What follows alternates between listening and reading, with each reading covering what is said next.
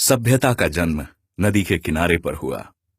क्या आपको याद है बचपन में वो कौन सा खेल था जो आपको सबसे ज्यादा पसंद था? कबड्डी, कंचे, गिल्ली, कैरम, पासे, क्रिकेट, लगोरी, पतंगबाजी, सांप सीढ़ी, मंकला खेल, खो खो, छुपन छुपाई। हमारे पास खेलों की एक लंबी सूची है, लेकिन एक ऐसा खेल है जो हम सभी खेलना पसंद करते थे। वो खेल जो हम नदी, तालाब, झील, कुएं और बारिश में खेला करते थे। हमारे पूर्वज किसान थे और हमारे शरीर पर लगी गीली मिट्टी हमें अच्छी लगती थी। लेकिन हमारी आने वाली पीढ़ी उस पानी के लिए तरसेंगी जिसमें हम खुशी खुशी खेला करते थे।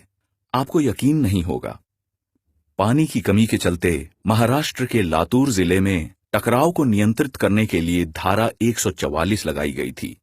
इसके अंतर्गत पानी के स्रोतों के निकट लोग समूह में नहीं खड़े हो सकते। क्या आपको मेरी बात समझ में आई?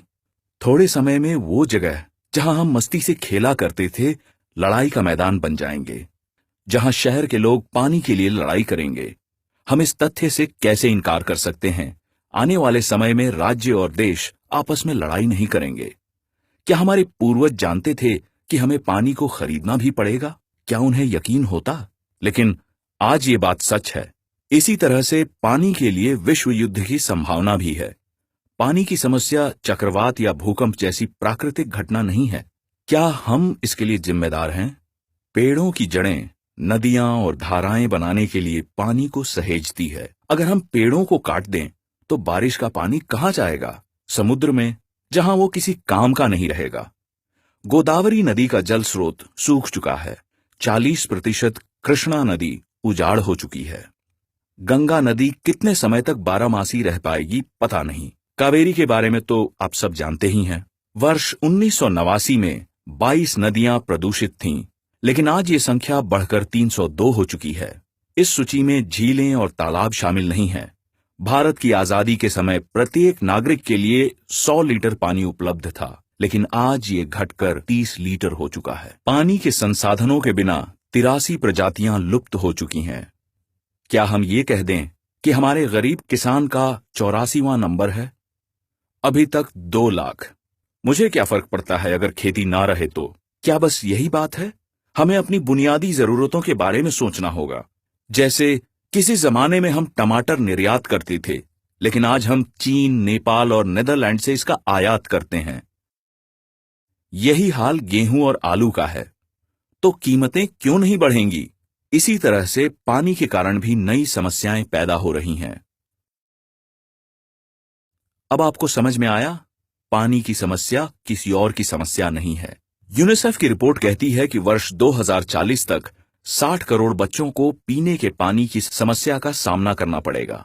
इस स्थिति में उद्योग को अभी के मुकाबले में 30 गुना अधिक पानी की जरूरत होगी। इसी तरह से कृषि और बिजली उत्पादन के लिए बहुत सारे पानी की जरूरत होगी। हमेशा की तरह अगर हम इन आंकड़ों पर ध्यान नहीं देंगे तो पानी की समस्या हमारी जिंदगी को नरक बना देगी। साफ शब्दों में आपको कैसा महसूस होगा अगर लोग आपको आपका गांव छोड़ने को कहें? लोग अपने गांव को छोड़कर अलग अलग देशों में बस रहे हैं। ईरान, अफगानिस्तान, पाकिस्तान और चीन जैसे देशों से लोग प्रवास कर रहे हैं। गांवों में पानी की कमी के चलते सबसे पहले किसान शहरों की ओर प्रवास कर रहे हैं। समय रहते समाधान नहीं निकाला गया तो बहुत सारी समस्याएं पैदा हो जाएंगी। आपात स्तर पर शहर जरूरतों को पूरा नहीं कर पाएंगे। हम कहां जाएं? क्या हमारे आंसू सूखी नदियों को भर सकते हैं? अब हम क्या कर सकते हैं? एक ही तरीका है और वह है वृक्षारोपण। बड़ी नदियों के दोनों किनारों पर 1 किलोमीटर और छोटी नदियों के किनारों पर आधा किलोमीटर दूर तक पेड़ लगाएं। ऐसा करने का अधिकार केवल सरकार के पास होता है। आइए साथ मिलकर इस समस्या के बारे में सभी को बताएं ताकि सरकार इसके लिए कोई कदम उठाए। हमारी नदियां जो हमारी जीवन रेखा है, उनको जीर्णोद्धार के साथ आइए अपना भविष्य सुरक्षित करें। मत भूलें, हमारे पूर्वज किसान थे और गीली मिट्टी हमें कितनी पसंद थी। अगर हमने इस समस्या का समाधान नहीं निकाला तो हमें अपनी मातृभूमि से रिफ्यूजियों की तरह जाना पड़ सकता है। हमारे आने वाली पीढ़ी हमें माफ नहीं करेगी। सोचने का समय चला गया। बिना सुरक्षित पीने के पानी के हर 21 सेकंड में एक बच्चा मर रहा है। क्या पानी बहुत तेजी से कम हो रही है? नहीं।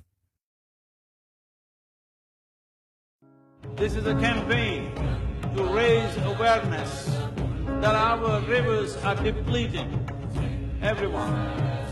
When I say everyone, everyone who consumes water must rally for rivers.